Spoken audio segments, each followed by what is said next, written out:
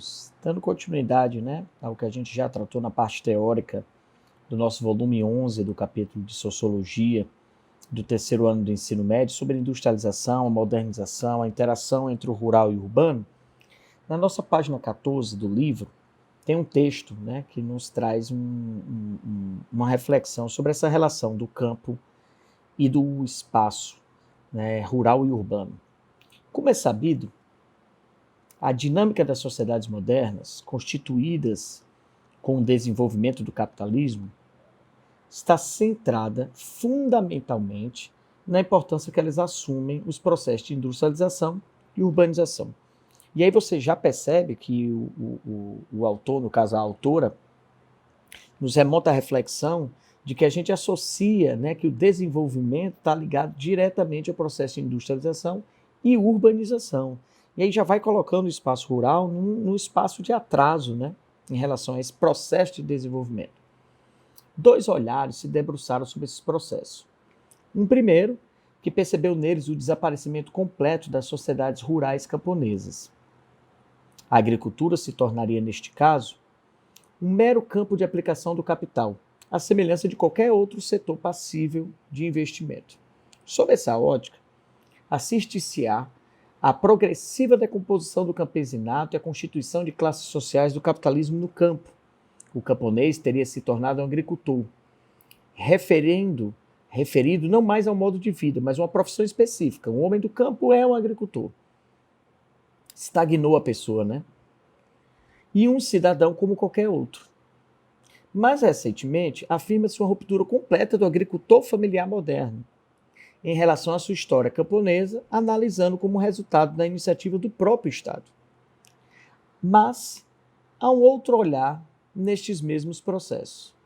Sob essa outra perspectiva, as profundas transformações resultantes dos processos sociais mais globais, a urbanização, a industrialização, a modernização da agricultura, não se traduziram por nenhuma uniformização da sociedade. Até porque a sociedade não deve ser entendida como um corpo homogêneo que provocasse o fim das particularidades de certos espaços ou certos grupos sociais. A modernização, em seu sentido amplo, redefine sem anular as questões referentes à relação campo-cidade, ao lugar do agricultor na sociedade, à importância social, cultural, política e da sociedade local. O agricultor moderno, particularmente o agricultor familiar, predominante nos países ditos avançados, pelo mesmo fato de ser familiar, guarda laços profundos de ordem social e simbólica com a tradição camponesa que recebeu de seus antepassados. Maria de Nazaré, né, a autora, a emergência de uma nova ruralidade nas sociedades modernas avançadas. E aí vem a pergunta: qual a diferença dos dois olhares interpretativos sobre o processo de urbanização e industrialização e a forma como eles atingiram a vida rural? Você veja que no primeiro olhar, na primeira perspectiva, a gente vê o campo como algo parado no tempo, algo que não evoluiu, algo que não se desenvolveu, porque criamos naquela primeira perspectiva a ideia de que o desenvolvimento está ligado diretamente à urbanização e à industrialização. E se não houve uma urbanização e industrialização no espaço rural, a gente está remontando aquela ideia, daquele conceito, lembra? De que o que é rural não é urbano. Então, o rural não se urbaniza, portanto, não se desenvolve. E o homem do campo é um homem estagnado, parado, refém de seu tempo. Ele não tem uma outra função a não ser agricultor.